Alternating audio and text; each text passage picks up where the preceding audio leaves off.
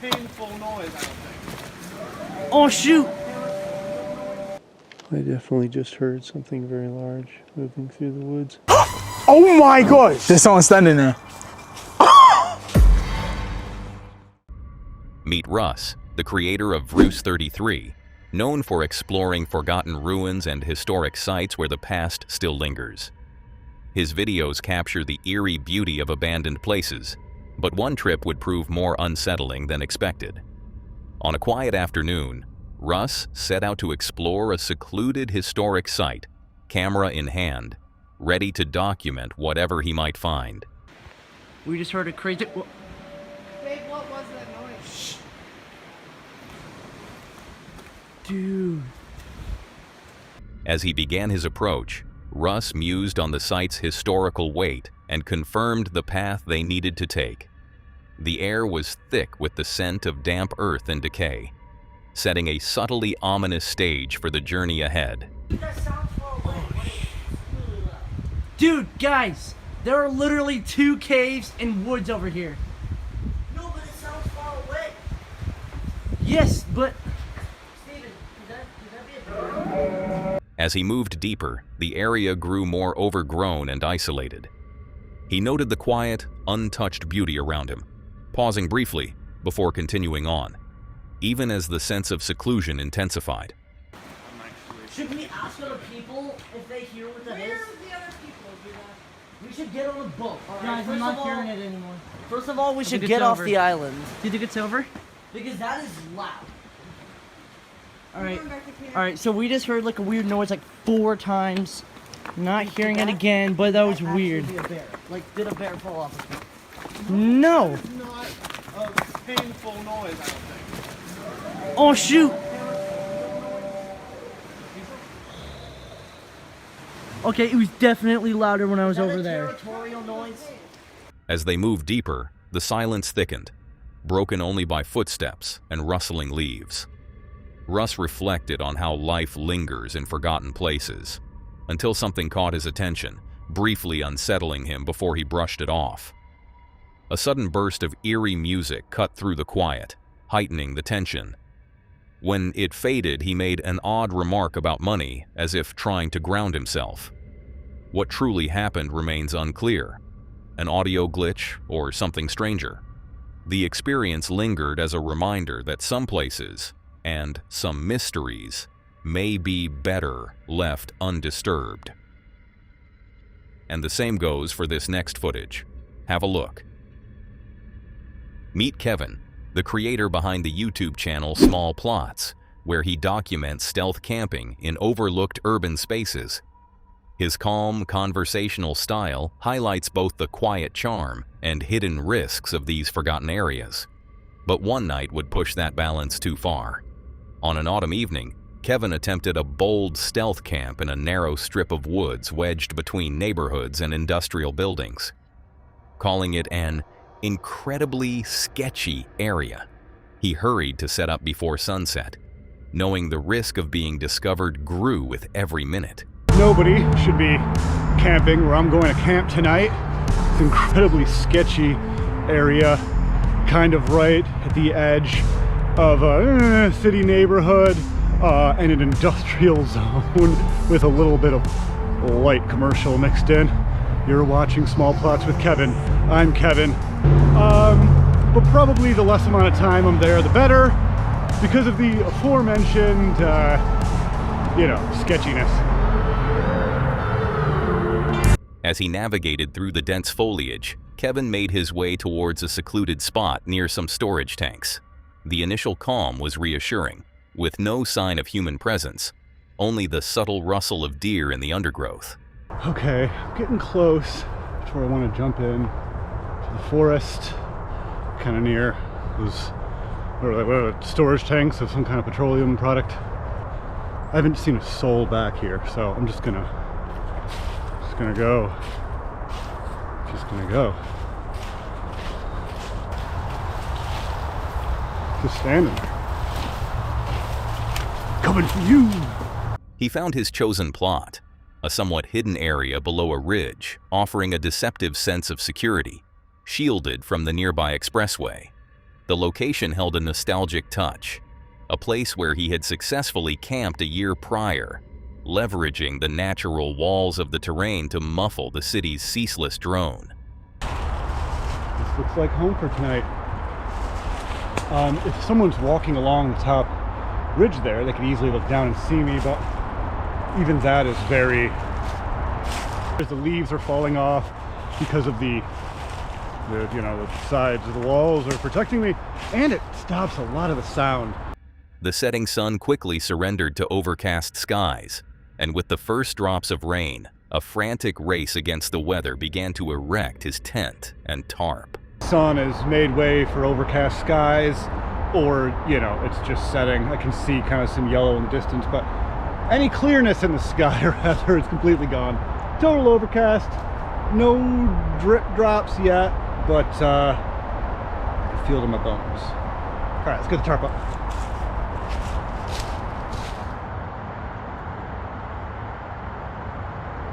Okay, it's already started to rain. I got my my line up for the tarp. I can throw my stuff in the tent and try to get the tarp up really fast because it's starting a little earlier. As darkness fully enveloped the camp, the ambient city noises became punctuated by unsettling sounds. Strange machine-like banging echoed from deeper within the forest. Some weird machine banging sounds that sound like they're kind of in the forest.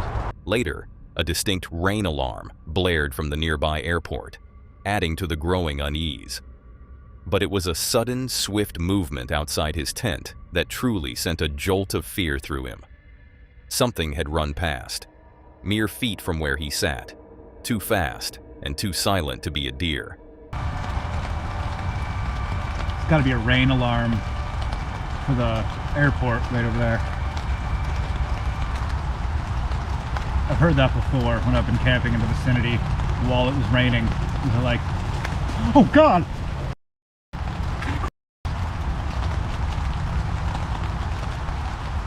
Something just ran by the tent.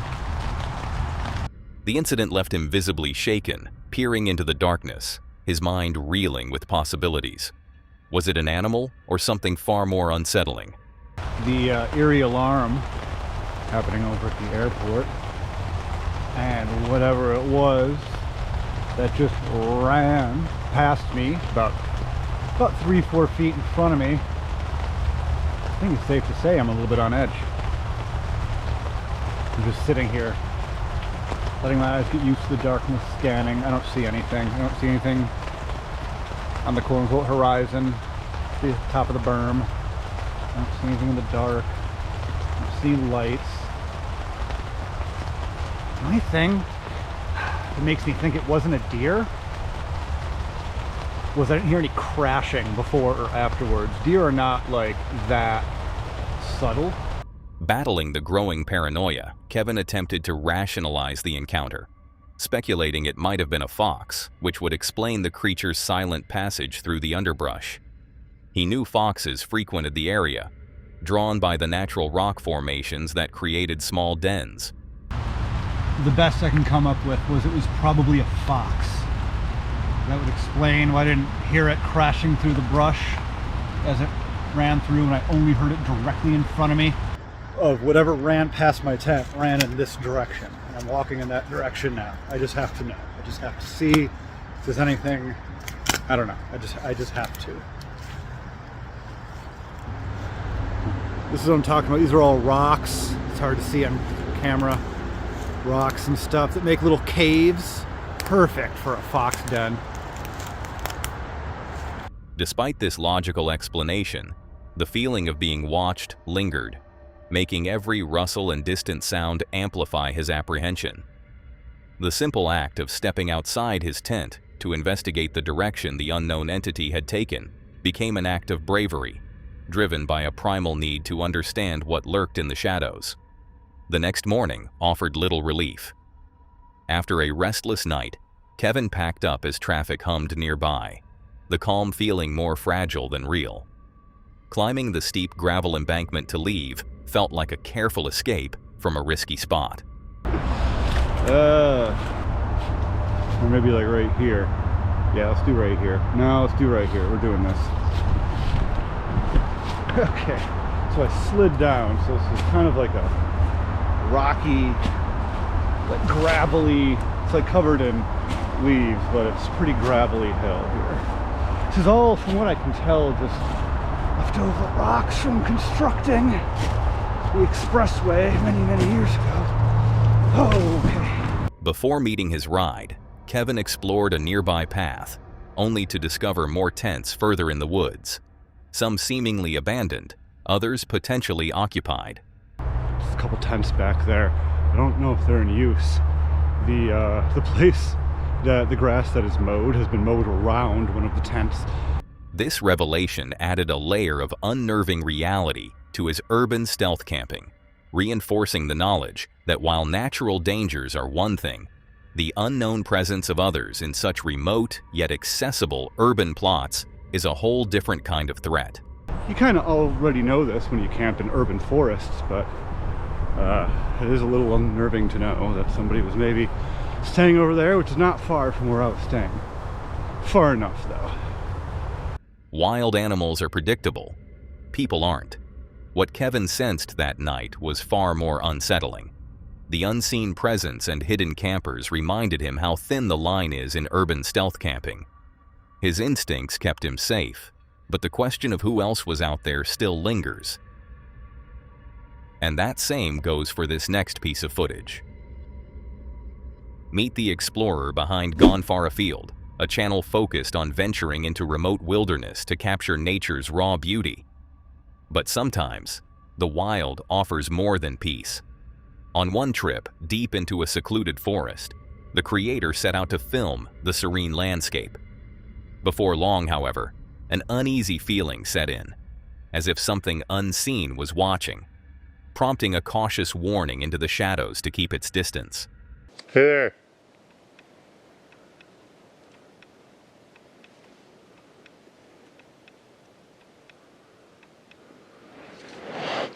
Don't come over here.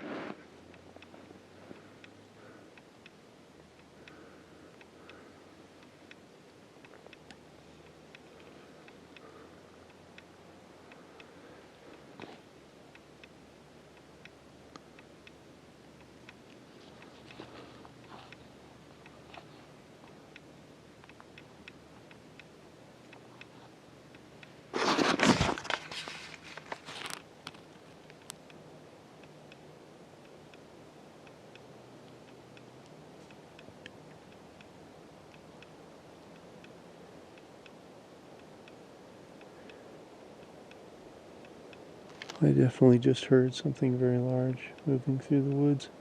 Probably a deer. The calm shattered when something large moved through the brush. The creator tried to dismiss it as a deer, hoping it hadn't noticed them. But the sounds grew louder and more erratic, making it harder to ignore and harder to explain. What the heck was that? Hey. Hey.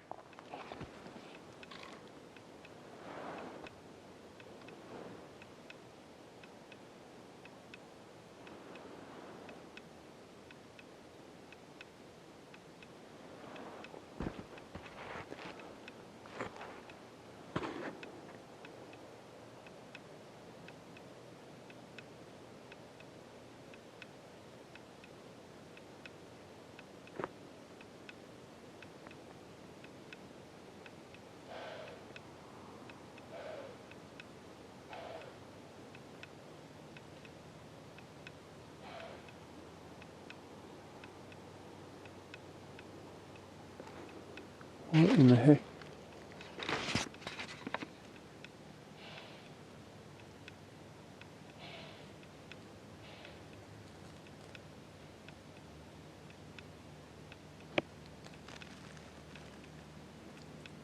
Hey.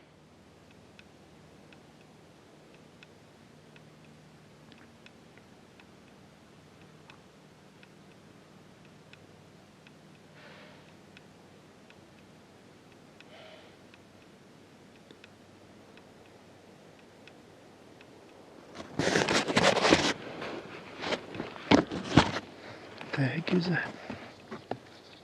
Hey. An attempt to call out, to identify the source of the disturbance, was met with only more silence. The bizarre nature of the sounds left the creator utterly perplexed, their initial attempts at rationalization fading into a growing sense of dread. They called out again, but the woods gave no answer, until a new, unnatural sound cut through the silence, forcing a sharper warning into the trees. What was out there remains unknown. An animal, or something more unsettling. The mystery lingers as a reminder that even peaceful forests can hide unseen threats. Thankfully, quick instincts kept the encounter from escalating. Some places, it seems, are better left alone. Luckily, this wasn't a human encounter. But in the next video, that's exactly what it turns into. Meet Graham and Ellie, the couple behind Wizard in the Wild, off-grid camper van travels, where they document life on the road in their camper van, Merlin. Known for sharing peaceful landscapes and off-grid adventures, their content usually highlights the beauty of van life. But one trip in late October 2022 took an unsettling turn. After a stormy visit to the Isle of Arran, they returned to the Scottish mainland and headed toward a quiet, wild camping spot near Ardrossan. Welcome to our Isle of Arran off-grid tour. At the end of October 2022, we set off for Arran. We were full of expectation and excitement. We encountered wind and rain, so much rain, flooded park-ups, delayed ferries, and of course, the absolute disaster at the end of the tour. Join us as we tell our story. When you left us last time, we'd just boarded the ferry and we were heading back to Ardrossan on the Scottish mainland. There were some gorgeous views out over the sea in the moonlight. We were soon back in Merlin and heading for our wild camp spot that we'd picked nearby in Ardrossan. What should have been a short drive ended in surprise when they discovered a massive fun fair set up directly in front of their planned location. The bright lights and noise instantly made them uneasy, turning what was meant to be a peaceful stop into something far more concerning. Unbeknown to us, right in front of where we were going to wild camp, as this massive fun fair has been set up, we started to set off a few alarm bells in our minds. The Search for Science reviews of this place were all pretty good, but it began to look a bit worrying to us. I don't really think I'm liking the look of this place, Gray, to be honest with you. The presence of the fair, coupled with the potential for a locked gate at night, led them to quickly decide against stopping there. Opting for a safer, familiar location, they headed back to Troon, hoping for a quieter night away from the commotion. However, their night in Troon proved to be far from restful. They found themselves parked at the far end of the parking area, hoping for peace, but were met with a relentless onslaught of wind and rain. Then, at around 6 in the morning, the nearby sawmill roared to life, adding another layer of noise to their already disturbed sleep. Going back to Troon, because we know what that place was like. It should be a bit quieter there.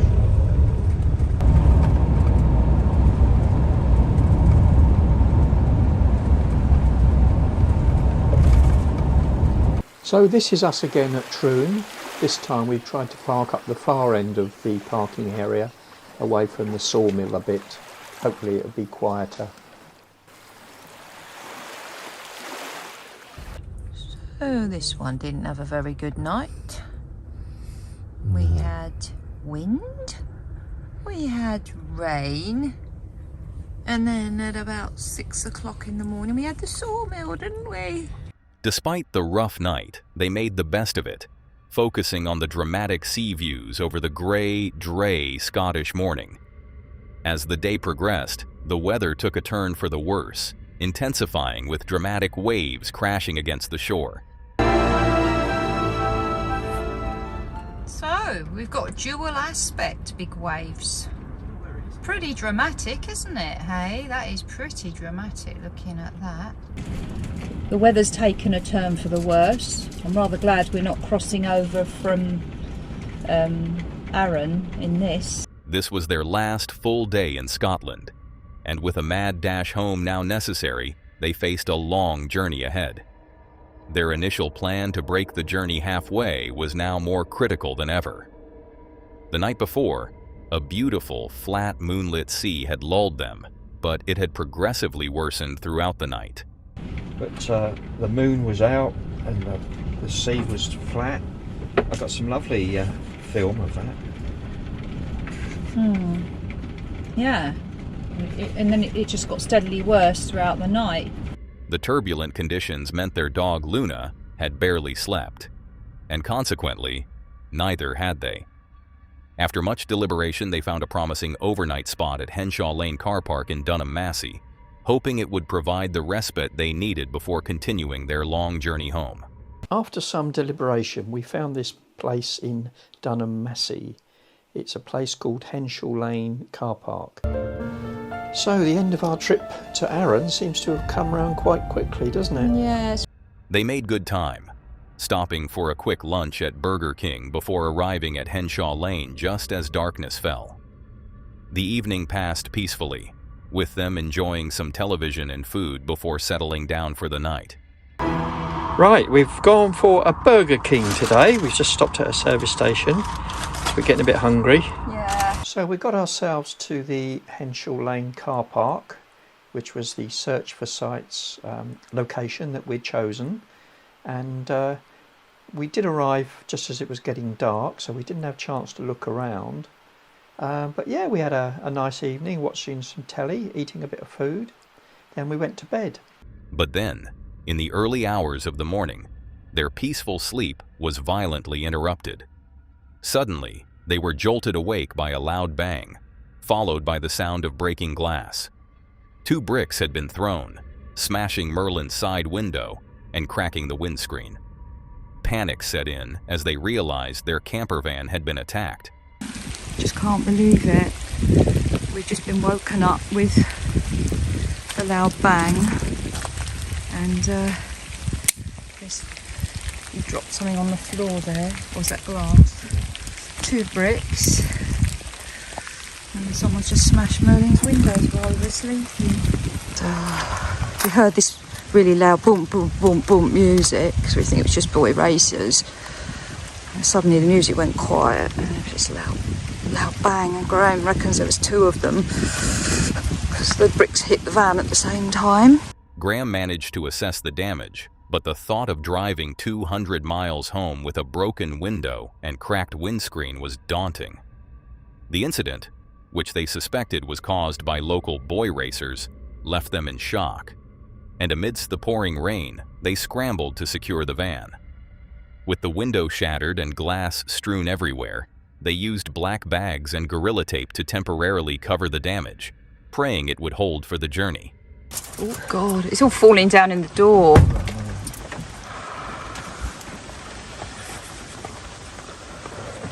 Just trying to stop it getting any worse. Yeah. They're moving on to, they had some black bags and some gorilla tape. So we've, Graham's taped up the windows. I'm just hoping that it holds till we get home. Shaken and upset, their immediate priority was to get away from the terrifying location. The long drive home, which should have taken less than 3 hours, stretched into an arduous 5.5 hours, with them constantly monitoring the patched-up window. Just want to get out of here now. We'll probably stop up the road and make a cup of tea or something, but for now we just want to go. In the end, the journey that should have taken just under 3 hours took over 5.5 hours. They arrived home in daylight, immediately reporting the incident to the police and their insurance company. Initially, both Graham and Ellie vowed never to return to Henshaw Lane Car Park, the terrifying experience leaving a deep mark. However, over time, they felt compelled to confront their demons and revisited the site. At the time, both Ellie and I felt that we never ever wanted to go anywhere near this place again. But over time, we felt that we did have some demons that we needed to deal with. So that's what this visit is all about now.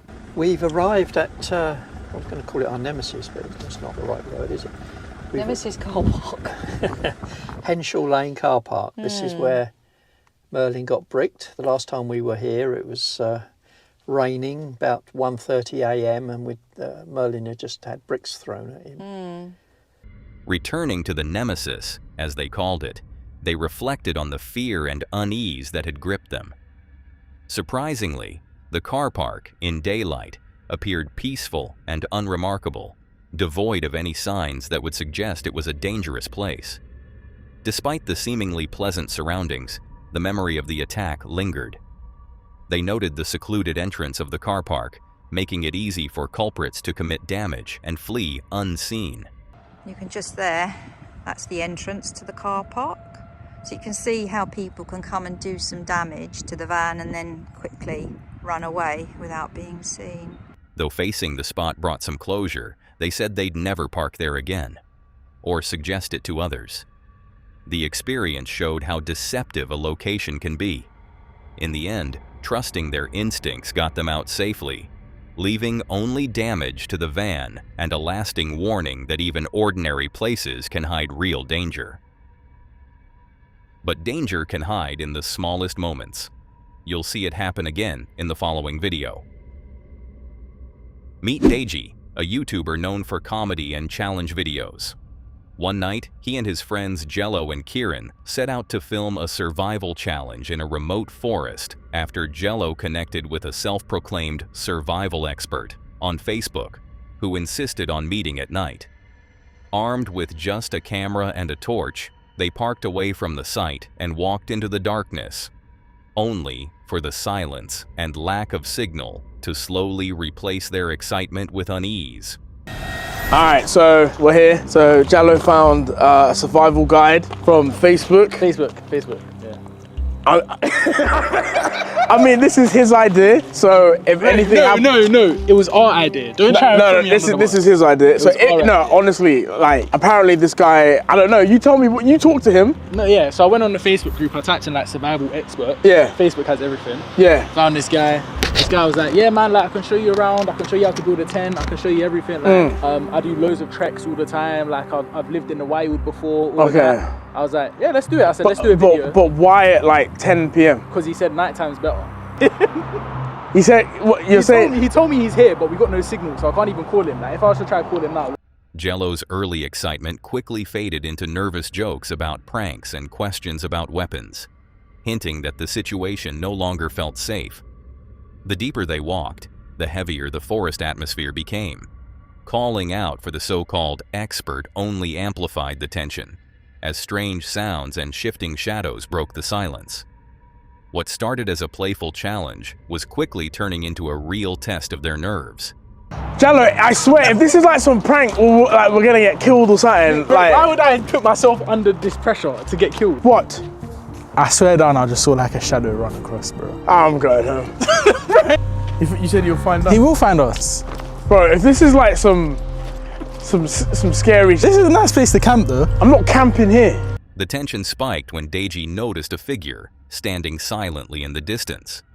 The survival expert, watching without a word. His stillness felt more threatening than any wild animal. When he finally spoke, his words on an almost predatory tone made the situation even more disturbing. Oh my gosh! There's someone standing there. There's someone standing there. Kieran? Bro, he's not waving or anything. Hello? Bro, I'm not doing... No, this is your idea. You go first. No, I'm keeping my eyes on him. I've seen horror movies. I don't know if he's joking. Huh? I can see you guys from over there. You're the first law of survival. What followed were increasingly bizarre survival lessons. He told them to straddle a tree to ward off spiders, warned about deadly snakes, and introduced chopsticks as essential tools. He even claimed to have an emergency blanket made of fictional material from a made-up war story. With every strange instruction, their confusion and alarm only grew. I'm your friend. Oh! You see him? You see him? Bro, they come... No, there's some nest or something here, bro. We have to get out of this area. No. That's the worst thing you can do. When you've got an infestation, right, of f***ing radioactive spiders, because they're all radioactive, man, right? The worst thing you can do is run. Yeah, what you gotta do is, now this is protection, right? So, you sit on this. You want to sit on that now? No, I want you to sit on that thing. That's what she said. You sit on it. Can you do it, Jello? No, you do it. The spider wants you. Who the king of the jungle is. Are there snakes in this forest? Oh, fine. We're gonna go deep in this place. You're gonna experience things you never thought were possible. You're gonna learn stuff you never even knew people knew. By the end of this, one of two things is gonna happen. Either you're gonna be able to live with snakes, reptiles, dangerous creatures, or you're gonna be dead. Or maybe seriously injured. Where's the survival? This is step one. Nah, is this the troll? It's not a troll. There's no troll. You said you want a survival, bro. And he's hit to help us survive. Simple chopsticks, but these can save your life in a tricky situation.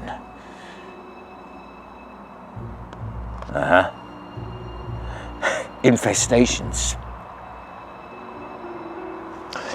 Put them down in the ground. All right. So what's the purpose of that? Well, I'm glad you asked me. You see, the thing about infestations is that they become familiar with a place. And what you have to do to make that place your own is to make it unfamiliar to the infestations. Like polar bears. They migrate. Polar bears? Oh, fuck yeah, they migrate, man. How do we have polar bears? Everything is possible. Wait, so you're telling me there are polar bears in this forest? There might be. Okay, cool. What? Like a cowboy. See that? What?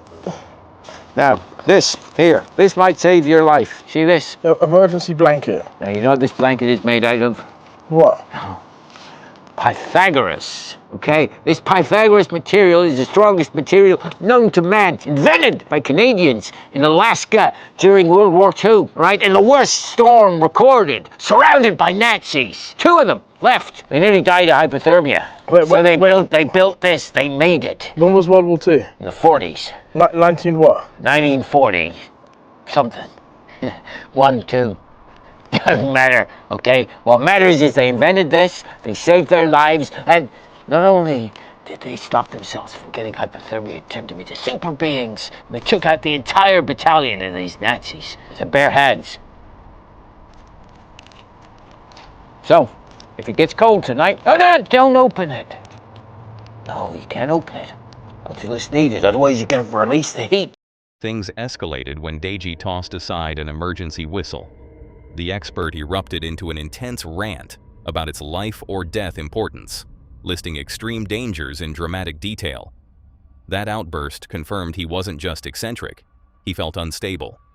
Realizing it was time to go, Deji and his friend made up an excuse about grabbing equipment and carefully backed away, aware that every step was being watched.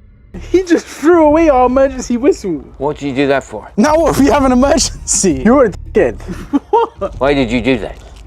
I'm sorry. It's Well, you better go find the whistle. Yeah, go find the whistle, boy. Boy. Yeah. Take your torch. I'm swinging, bro. I'm swinging. Why? I'm swinging. Why? I'm swinging. We're in this together, bro. We're in this together. Find the whistle. All right. You don't seem to understand the brevity of the situation here, okay? If we get lost, if you fall over, you break your leg, snap your spine, okay? Get raped by a polar bear, whatever, okay? And we're trapped here, okay, with no f***ing help. And there's a storm that comes in, and there's thunder, and lightning striking down all over the place, and we're surrounded by these f***ing insects that are trying to f***ing kill us, all right? And our only way out of here is the whistle. You threw away. Wait, Kieran. Wait, hold that thought. 1 second. Can you just stay here for a bit? Give me 1 second. Jello, come, Toddler, come on. Okay, hold this. You can have the tent. It's a free tent. Hold this. All right. After a frantic run through the dark woods, they finally put distance between themselves and the so-called expert. But the questions lingered. Who was he really, and what were his intentions? What began as a simple YouTube challenge turned into a frightening reminder of how dangerous strangers can be, especially in isolation. Thankfully, they trusted their instincts and got out safely. One thing was certain: they wouldn't be searching for survival experts online again. If you found these clips disturbing, take a breath before watching this last one. Meet Jimmy, the creator of By the Curb, where he shares his van life adventures and the freedom of living on the road. For 2 years, he traveled without a single truly frightening incident, until one night changed that. Parked in a quiet, secluded lane in Sunderland, Jimmy believed he'd found the perfect overnight spot. After staying up late researching for his next video, he drifted off expecting another peaceful night, unaware it was about to turn into a nightmare. Anyway, so last night I've come to Sunderland because I'm doing a vlog. My next vlog's going to be about Sunderland. And I found a good place to park up. In fact, what I think is a cracking place, which is out in sticks a little bit. There's not much going on, and I'm on this lane. I was up late doing all my research for my Sunderland video, and I'm thinking, I need to get some sleep, or else I'm going to be shattered in the morning.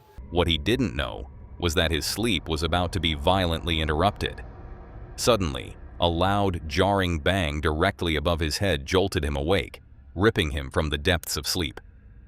The shock was so profound that for a moment, he didn't know where he was or what was happening, his heart pounding in his chest.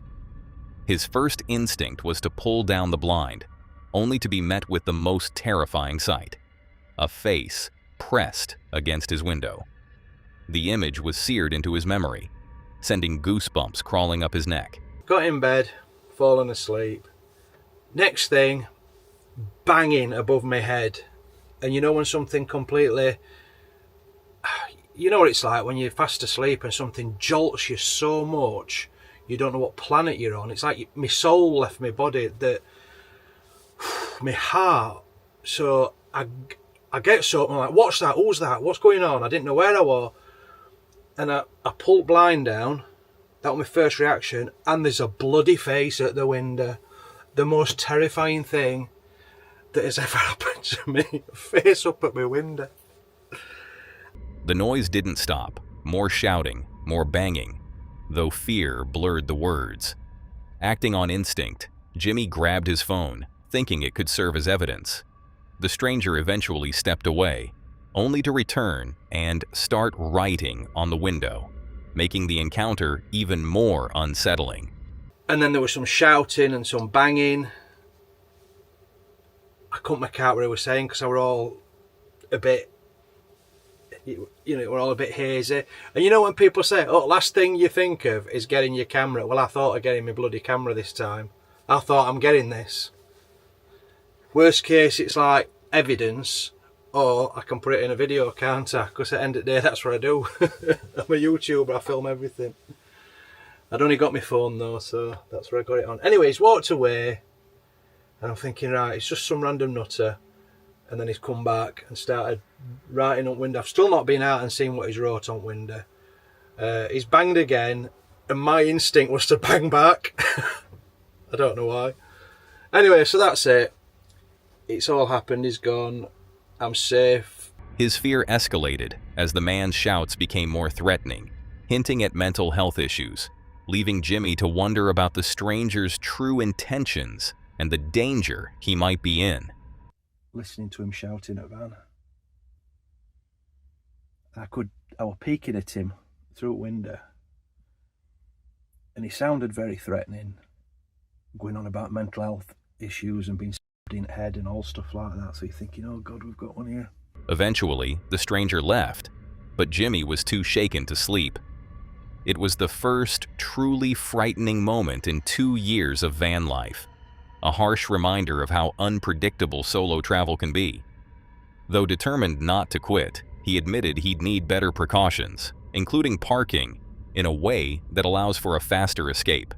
So that's something to bear in mind in future. But that's the first time in 2 years. That is the first time anything remotely like that has happened. And I'm in the middle of nowhere, like near a farm. Well, you'll see, I don't know if it'll get on this vlog or whatever, you'll see where I am. I'm still not going to be negative about van life or all like that. As I said, it's first time in 2 years this has happened.